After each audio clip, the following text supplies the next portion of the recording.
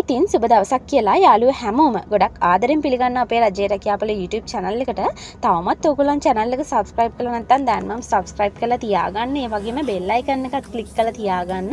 එතකොට අපි වීඩියෝ එකක් දාපු ගමන්ම ඒ ගැන notification එක ඔයාලගේ phone එකට එනවා. ඉතින් අද කියන්න යන්නේ කැනඩාවේ Canmore වල තියෙන dishwasher job vacancy එකක් ගැන. ඉතින් ඔයාලට සැලරි එක පැයකට කැනේඩියන් ඩොලර්ස් 16ක් ගෙවනවා කියලා එයාලා සඳහන් කරනවා. සතියකට පැය 40කට ආසන්න වෙලාවක් ඔයාලට වැඩ කරන්න පුළුවන්. එහෙම පැය 40ම උපරිමයේ වැඩ කරොත් ඔයාලට මාසෙකට ගන්න පුළුවන් ලක්ෂ 6කට වඩා සැලරි එකක්.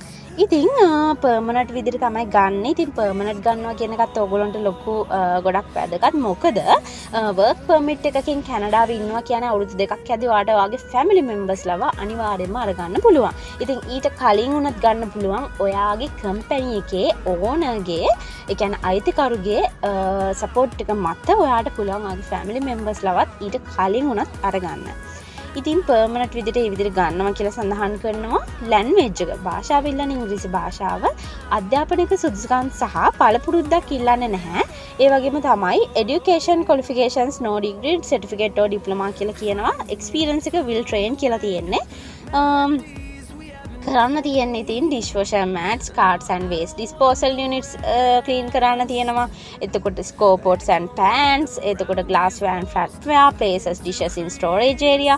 ඔය වගේ දේවල් තමයි කරන්න තියෙන්නේ. ඉතින් කැනඩාවේ ගොඩාක් තියෙන job categories ටිකක් තියෙනවා. kitchen helper, cleaning job vacancies, dishwashing job vacancies, driving job vacancies, long haul truck drivers ලා, එතකොට child caregivers ලව, එතකොට ගෙවල් වල වැඩ කරන caregivers ලා ඔය වගේ දේවල් තමයි තියෙන්නේ. ඉතින් අනිවාර්යෙන් අයදුම් කරන්න අනිවාර්යයෙන්ම chance එකක් ලැබෙයි. ඉතින් additional informations විදිහට තියෙන්නේ ඔයගොල්ලන්ට free parking හම්බ වෙනවා කියලා කියනවා. ability to multitask benefits විදිහට personal suitability එක තියෙනවා. attention to detail ඔය දේවල් තමයි එයාලා ඔයාලගෙන් බලාපොරොත්තු වෙන්නේ. ඉතින් මේ රැකියාවට අයදුම් කරන්නේ කොහොමද? මේ වීඩියෝ එකේ ඩිස්ක්‍රිප්ෂන්ස් වල තියෙනවා කැනඩාවේ මේ ජොබ් එක දාපු කම්පැනි එකේ ඊමේල් ඇඩ්‍රස් එක.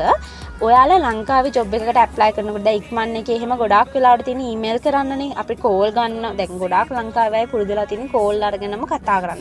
ඉතින් මේ පිට රටක තියෙන ජොබ් එකකට අපිට කෝල් අරන් කතා කරන්න එහෙම බැහැනේ. ඔයාලට තියෙන ඔයාලගේ CV එක මුළු ලෝකෙම මේකට ඇප්ලයි කරන නිසා එයාලට හැමෝගෙම කෝල් සාන්ස් කරන්න බෑ. ඉතින් එයාලා දීලා තියෙන ඔප්ෂන් එක තමයි ඔයාලා යවන්න ඕනේ ඔයාලගේ CV එක, ඔයාලගේ අයදුම් පත්‍රය, ඔයාලා ගැන තියෙන CV එක එයාලගේ ඊමේල් ඇඩ්‍රස් එකට. එතකොට එයාලා එතනින් චෙක් කරලා එතනින් කට්ටියක්ව තමයි තෝරගන්නේ මේ රැකියාවන් වලට. ඉතින් අයදුම් කරන හැමෝටම chance එකක් හම්බෙන්නේ නැහැ. හැබැයි vacancies ගොඩක් තියෙන නිසා try කරලා බලන්න. මොකද chance එකක් හම්බුනොත් ඔයාලගේ මුළු life එකම perfect.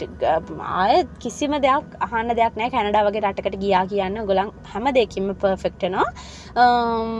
ඉතින් හැමෝම අයදුම් කරන්න. CV එකක් කැනඩියන් ආකෘතියට හදන විදිය සහ තවත් job vacancies ගොඩක් ඔයගොල්ලන්ට බලන්න අනිවාර්යයෙන්ම ලොකු app එක download කරන්න. app එක හරහාම අයදුම් කරන්න පුළුවන් vacancies විශාල ප්‍රමාණයක් තියෙනවා. ඉතින් අනිවාර්යයෙන්ම download කරලා හැමෝම අයදුම් කරන්න හැමෝටම chance එකක් ලැබෙන්න කියලා මම හදවතින්ම wish කරනවා.